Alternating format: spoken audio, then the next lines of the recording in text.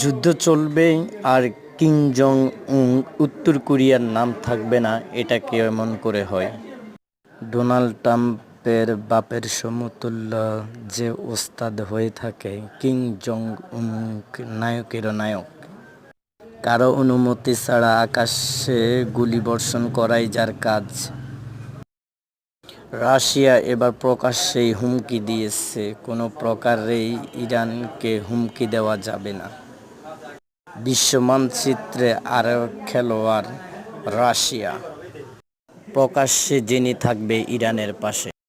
এছাড়াও থাকবে ভেনেজুয়েলা, পাশাপাশি আরও থাকবে চীন।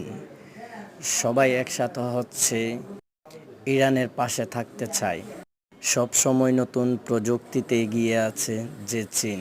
শোনা যাচ্ছে চীনের কয়েকটি বিমান অলরেডি চলে গিয়েছে ইরানে। শোনা যাচ্ছে পাশাপাশি রয়েছে তুরস্ক। আর এক খেলোয়াড়ের নাম হচ্ছে এরদোয়ান।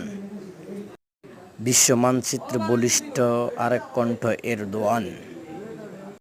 এছাড়াও পাশে থাকবে পাকিস্তান, পারমাণবিক বোমা শক্তিশালী দেশ পাকিস্তান থাকবে পাশে।